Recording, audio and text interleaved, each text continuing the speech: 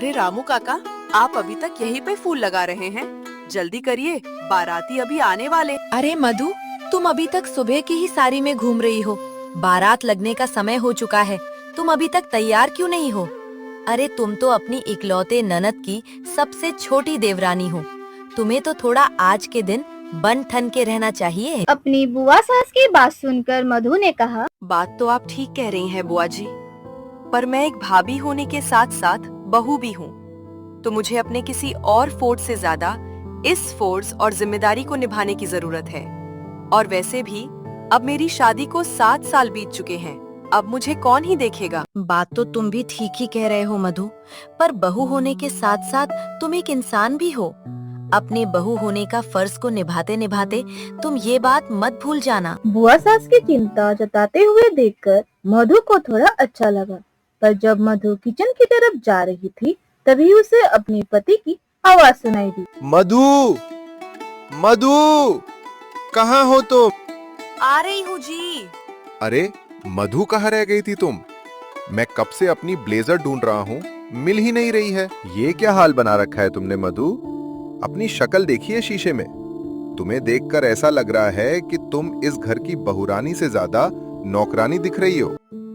हाँ हाँ, अब एक बहू की उसके ससुराल में इससे ज्यादा और अहमियत ही क्या होती है। देखो, मेरा इरादा तुम्हें दुखी करने का नहीं था, बस मैं तुमसे ये कहना चाहता था कि आज इस शादी में मेरे ऑफिस के बहुत सारे दोस्त और बॉस आने वाले हैं, और साथ में उनकी मॉडर्न वाइफ भी। इसलिए तुम इस तरह बनकर उनके सामने मत जाना, बढ़ना सबके सामने मेरी इज्जत का फालूदा हो जाएगा।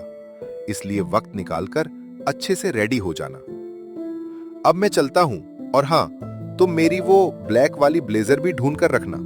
मैं उसे जयमाला के वक्त पहनने वाला हूँ, तो उसे याद से ढूंढ देना। ये कहकर मुकेश कमरे से चला गया और मधु खुद को शीशे में देखकर कहती है, आज एहसास हुआ कि मेरे चेहरे की चमक जिम्मेदारी और फर्ज के बीच में कई खोकर रह गई है। जो चेहरा पहले बेटी होकर बस मुस्कुराता और खिलखिलाता रहता था, वो तो बहू बनने के बाद चिंता और परेशानी में मुरझा सा गया है।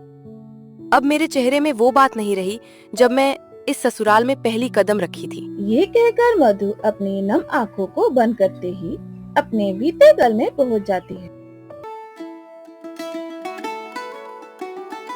माँ, कहाँ हो तुम? जल्दी आओ, मुझे आपको कुछ दिखाना है। अरे मैं रसोई के सिवा भला और कहाँ हो सकती हूँ? और तुम कहाँ थी अब तक? तुम्हारे पापा ने तुम्हारे बारे में 2 बार पूछा मुझसे।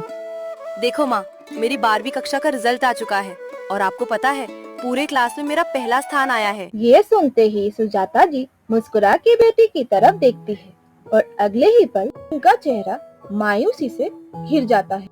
क्या हुआ माँ? आपको मेरा रिजल्ट देखकर खुशी नहीं हो रही है? ऐसा बात नहीं है मधु, मैं तो बहुत खुश हुए कि हम जैसे अंगूठा छाप माँ बाप की बेटी पूरे क्लास में प्रथम आई हैं। पर क्या माँ, जब आप मेरे रिजल्ट से खुश हैं, तो फिर ये चिंता किस बात की? मधु, जब तुम्हें तुम्हारा पापा पूछ रहे थे, उन्हें तुमसे कुछ जरूरी बात करनी है।